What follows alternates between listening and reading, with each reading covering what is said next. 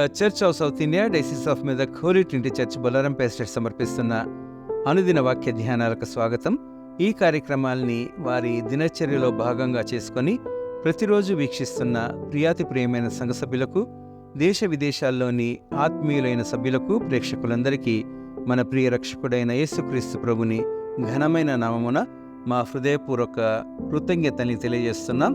గత 2 సంవత్సరాల క్రితం మనం మన అనుదిన వాక్య ధ్యానాలను ప్రారంభించినప్పుడు ప్రతిరోజు బైబిల్ గ్రంథంలోని వివిధ అంశాలతో పాటుగా ప్రత్యేక సందర్భాలలోని పలు అంశాలను ఆయా నెలల వారీగా ధ్యానిస్తూ, వాటితో పాటుగా నూతన నిబంధన గ్రంథాన్ని, ఆ తరువాత పాత నిబంధన గ్రంథంలోని కొన్ని గ్రంథాలను మన వాక్య ప్రబోధకుల ద్వారా ధారావాహికంగా తెలుసుకుంటూ వచ్చాం.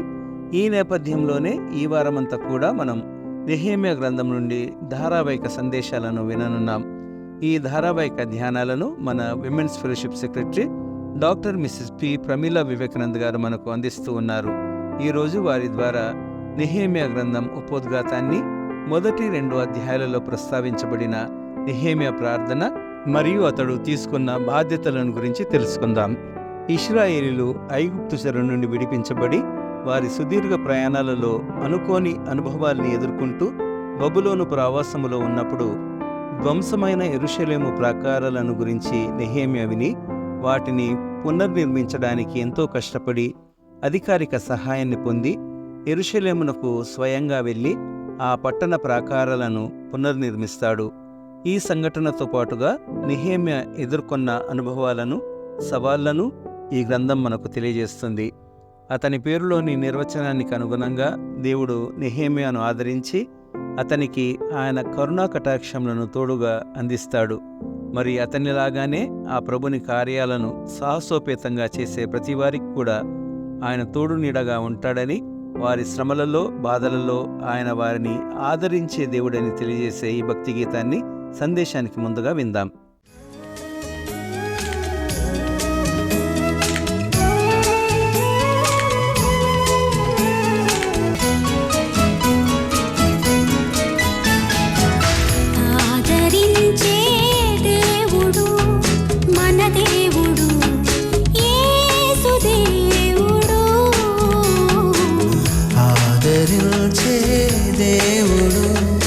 మన దేవుడు యేసు దేవుడు, వెదకువారందరికీ దొరకును ఆదరించును, వెదకువారందరికీ దొరకును ఆదరించును.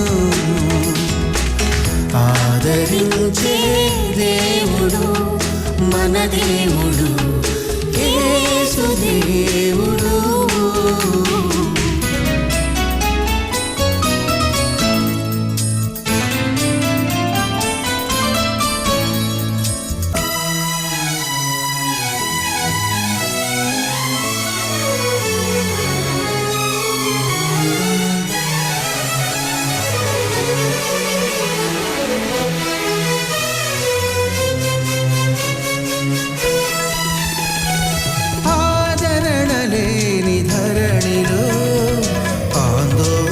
చందకు ఆదరణలేని ధరణిలో ఆందోళన చెందకు, కానే కావు ఎన్నడు ఏకాకివి, కానే కావు ఎన్నడు ఏకాకివి, విడువడు ఎన్నడు అనాథలుగా ఉండుము యేసు నీ తోడుగా.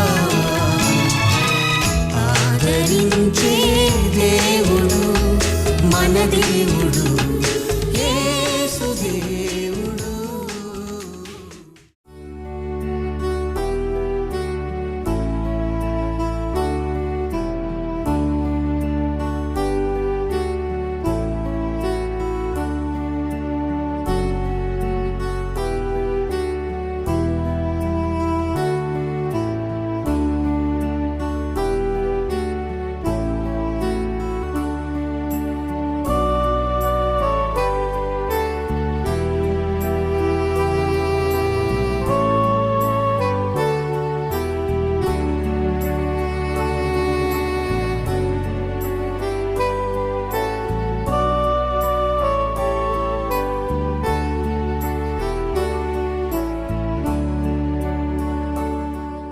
అనుదిన దైవవాక్యమును వీక్షిస్తున్న సంఘ సభ్యులకు, ప్రేక్షకులకు అందరికీ ప్రభు అయిన యేసుక్రీస్తు నామమున శుభములు. ఈరోజు మనము నెహెమ్యా గ్రంథం గురించి ధారావాహికంగా ధ్యానించుకుందాం. మొదటగా ప్రార్థనతో ప్రారంభించుకుందాం. కృపామయ దయగల తండ్రి, ఈ ఉదయకాల తండ్రి మిమ్మల్ని ధ్యానించుటకు ఇచ్చినటువంటి సమయాన్ని బట్టి మీకు స్తోత్రం చెల్లించుకుంటున్నాం. ప్రభా దేవా యేసయ్య, యెరూషలేము అను మా హృదయ ప్రాకారములను తండ్రి మమ్మల్ని ఆధ్యాత్మికంగా కట్టునట్లు మమ్మల్ని బలపరచమని మా ప్రభువైన యేసుక్రీస్తు పేట వేడుకొనుచున్నాం తండ్రి, ఆమేన్. పరిశుద్ధ గ్రంథములో నెహెమ్యా గ్రంథం 16వ పుస్తకం. ఈ గ్రంథములో 13 అధ్యాయాలు ఉన్నాయి.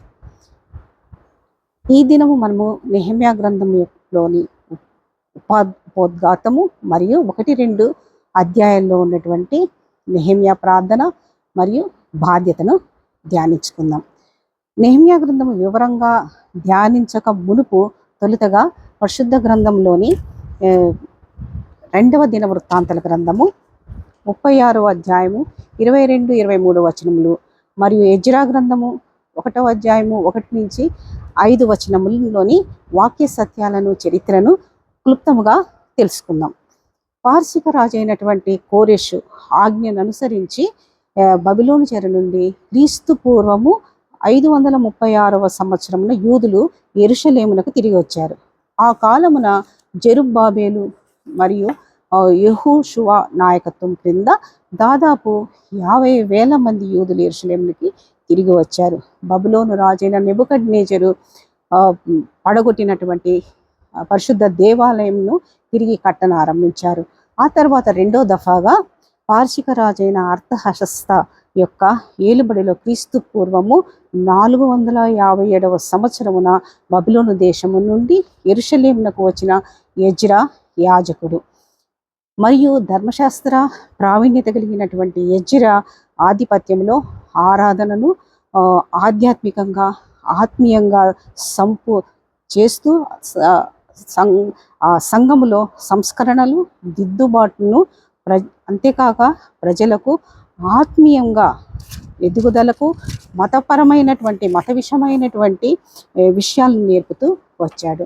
ఆ పిమ్మట నెహెమ్యా పార్శిక రాజైన అర్తహషస్త ఏలుబడేందు క్రీస్తు పూర్వము 445వ సంవత్సరంలో రాజు ఆజ్ఞ పొంది పడగొట్టబడినటువంటి యెరూషలేము ప్రాకారములను తిరిగి కట్టుటకు, అగ్ని చేత కాల్చబడినటువంటి గుమ్మములను తిరిగి నిలుపుటకు ఆయన నెహెమ్యా దేవుని మహిమార్థమై ఎన్నుకోబడ్డాడు. నెహెమ్యా గ్రంథం యొక్క గ్రంథకర్త నెహెమ్యాయే. అందుకు సాక్ష్యము మనకు నెహెమ్యా గ్రంథము 1వ అధ్యాయం 1వ వచనము, 2వ అధ్యాయం 1వ వచనము, 7వ అధ్యాయం 1వ వచనము, 13వ అధ్యాయం 31వ వచనంలో పలు పర్యాయంలో నేను అన్నటువంటి మాట మనకు కనిపిస్తుంది. ఈ నెహెమ్యా గ్రంథంలో ఎన్నో చారిత్రక అంశాలు ఉన్నాయి. నెహెమ్యా అను పేరునకు అర్థము దేవుడు ఆదరించును, దేవుడు ఓదార్చును, గాడ్ కన్సోల్స్ అని అర్థం. నెహెమ్యా పార్శిక రాజు ఆయన రాజు యొక్క దర్బారులో గిన్నె అందించేటటువంటి ఉన్నతమైనటువంటి ఉద్యోగి, కప్ బేరర్. అయినా నెహెమ్యా ఆలోచన, మనస్సు ఎల్లప్పుడూ దేవుని మీద, ఆధ్యాత్మికంగా విషయాల మీద, యెరూషలేము దేవాలయం నిర్మాణం మీద ఎక్కువగా ఆసక్తి ఉండేది. నెహెమ్యా గ్రంథములో ఎక్కువగా నెహెమ్యా ప్రార్థనలు ఎన్నో ఉన్నాయి. నెహెమ్యా గ్రంథం యొక్క మొదటి 2 అధ్యాయాలు మనము ఈరోజు ధ్యానించుకుందాం. ఈ 2 అధ్యాయాల్లో నెహెమ్యా ప్రార్థన మరియు బాధ్యతను గమనించవచ్చు. 1వ అధ్యాయము నెహెమ్యా 1వ అధ్యాయము 1వ వచనం నుంచి 4వ వచనములు చదువుకుందాం. హకల్యా కుమారుడైన నెహెమ్యా యొక్క చర్యలు. 20వ సంవత్సరములో కిస్లేవు మాసమున నేను కూషను కోటలో ఉండగా నా సహోదరులలో హనానీయను ఒకడును యూదులలో కొందరును వచ్చిరి. చెరపట్టబడిన శేషంలో తప్పించుకొనిన యూదులను గూర్చియు యెరూషలేమును గూర్చియు నేను వారి నడుగగా, వారు చెరపట్టబడిన వారిలో శేషించిన వారు ఆ దేశంలో బహుగా శ్రమను, నిందను పొందుచున్నారు. మరియు యెరూషలేము యొక్క పడద్రోయబడినది, దాని గుమ్మములు అగ్ని చేత కాల్చబడినవని నాతో చెప్పి, ఈ మాటలు వినినప్పుడు నేను కూర్చుండి ఏడ్చి కొన్ని దినములు దుఃఖముతో ఉపవాసం ఉండి ఆకాశమందలి దేవుని ఎదుట విజ్ఞాపన చేసి తిని. ప్రాకారము కాపుదలకు భద్రతకు సాదృశ్యం. యెరూషలేము దేవుని సంగమునకు, విశ్వాసుల కుటుంబాలకి, వ్యక్తిగత జీవితానికి సాదృశ్యం.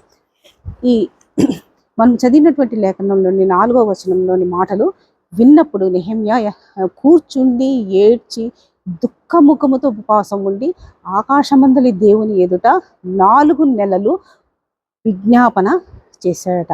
అంటే 1వ అధ్యాయము 1వ వచనంలోని కిస్లేవు మాసము నుండి 2వ అధ్యాయం 1వ వచనంలో నీసాను మాసం వరకు ప్రార్థించాడు. నెహెమ్యా గొప్ప ప్రార్థనాపరుడు. 1వ అధ్యాయము 4వ వచనం నుంచి 11వ వచనం వరకు మనము గమనించినట్లయితే దానిలో కొన్ని ప్రార్థనా అంశాలు ఉన్నాయి. ఒకటి ఏంటంటే ఆకాశమందున్న దేవా యెహోవా అని దేవుని గొప్పతనమును జ్ఞాపకం చేసుకున్నాడు. రెండవది దేవుని విశ్వాస్యతను కూర్చి విన్నవించుకున్నాడు. దేవుని వాగ్దానాలను ఎత్తిపట్టుకున్నాడు, ప్రార్థించాడు, దివారాత్రములు ప్రార్థించాడు. తన మొరలను ఆలకించి తన ఆలోచన సఫలపరిచి దయచూపమని బ్రతిమిలాడాడు దేవుణ్ణి. తర్వాత 2వ అధ్యాయం 1వ వచనం నుంచి 9వ వచనం వరకు చూస్తే దేవుణ్ణి ప్రార్థన ద్వారా తన మనవిని తెలియజేసిన తర్వాత సమయం ఆసన్నమైనప్పుడు రాజుకు తన విన్నపాన్ని తెలియచేశాడు. ఏమని తెలియచేశాడంటే, ఒకటి, పితరుల సమాధులుండు పట్టణం తిరిగి కట్టునట్లుగా యూదా దేశమునకు పంపమని. రెండవది, కొంతకాలం యెరూషలేములో ఉండునట్లు సెలవిమ్మని. తర్వాత యెరూషలేము చేరు వరకు అధికారులను మందిరమునకు సంబంధించిన కోట గుమ్మములను, దూలములు, మ్రానులు ఇచ్చున్నట్లుగా అడవులను కాయ ఆసాపుకు తాకీదులు నిమ్మని అడిగాడు. రాజు నెహెమ్యా పట్ల దయ చూపించాడు, తాకీదులు ఇచ్చాడు. అతనితో పాటు సేనాధిపతులను, గుర్రపు రౌతులను కూడా పంపాడు. ముఖ్యముగా దేవుని కరుణా కటాక్షము నెహెమ్యాకు తోడుగా ఉంది. ఆ తర్వాత నెహెమ్యా గ్రంథం 2వ అధ్యాయం 11వ వచనం నుంచి 16వ వచనం వరకు మనం పరిశీలిస్తే, నెహెమ్యా యెరూషలేమునికి వచ్చి 3 దినములు అక్కడే ఉన్నాడు. ఉండి దేవుడు తన హృదయంలో పుట్టించినటువంటి ఆలోచనను ఎవరితోనూ చెప్పలేదు. పడద్రోయబడిన ప్రాకారములను, అగ్నితో కాల్చబడినటువంటి గుమ్మములను రాత్రి కాలమందు వెళ్ళి తనిఖీ చేశాడు. ఆ తర్వాత 2వ అధ్యాయము 17వ వచనం 18వ వచనములను గమనిస్తే, శ్రమ నింద పొందుచున్నటువంటి ప్రజలను ధైర్యపరిచి ఇక మీదట నింద రాకుండా యెరూషలేము యొక్క ప్రాకారాలు కట్టుదము రండి అని వారిని ఆహ్వానించాడు. అంతేకాకుండా దేవుని కరుణా కటాక్షం గురించి, తర్వాత రాజు తనకు సెలవిచ్చినటువంటి మాటల గురించి వారికి చెప్పగా వారికి ధైర్యం పొంది ఆ యొక్క మంచి కార్యాన్ని చేయుదామని వారికి ప్రజలలో బలాన్ని చేకూర్చాడు. బలం తెచ్చుకొని వారు కట్టుటకు పూనుకున్నారు. ఆ తర్వాత 2వ అధ్యాయం 10వ వచనము 19వ వచనంలో హేరోనీయుడైన సన్బలటు, అమోనీయుడైన టోబియా, అరేబీయుడైన గెషము ఇశ్రాయేలుకు క్షేమము కలుగజేయుటకు ఒకడు వచ్చున్నాడు అని బహుగా దుఃఖించారు, హేళన చేశారు, వారి పనిని తృణీకరించారు. రాజు మీద తిరుగుబాటు చేయుదరా అన్నారు. అందుకు ప్రత్యుత్తరముగా యెరూషలేమునందు వారికి భాగమైనను, లేకపోతే వారికి స్వతంత్రత అయినను, జ్ఞాపక సూచన అయినను ఏమీ లేదని చెప్పి, ఆకాశ నివాసుడైనటువంటి దేవుడే తమ తన యత్నములను సఫలపరుస్తాడని వారికి చెప్పి ప్రార్థన ద్వారా ప్రాకారంలో కట్టుటకు పూనుకున్నాడు. మనం కూడా మన దేవుని పనికి దోహదపడే విధంగా మన దేవాలయ మరమ్మతులను గూర్చియు, రూఫ్ రెనోవేషన్ గూర్చియు ప్రార్థన పూర్వకంగా దేవునికి విన్నవించుకుందాం. దేవుడు అట్టి కృప ధన్యత మనకు, మన కుటుంబాలకు సమృద్ధిగా అనుగ్రహించి దీవించును గాక.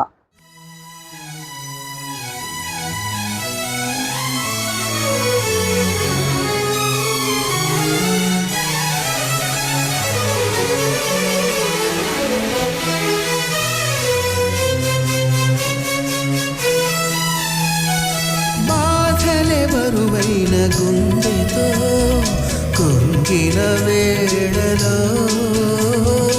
ఆకలి బరువైన గుండెతో కృంగిన వేళలో కలవరపడకు కలతల లోకంలో కలవరపడకు కలకల లోకంలో తుడుచును నీదు కన్నీటిని త్వరితముగా కడతీర్చు యేసు నీదు కష్టములను ఆదరించే దేవుడు మన దేవుడు యేసు దేవుడు ఆదరించే దేవుడు మన దేవుడు యేసు దేవుడు వెదకు వారందరికీ దొరకును ఆదరించును వెదకు వారందరికీ దొరకును ఆదరించును ఆదరించే దేవుడు మన దేవుడు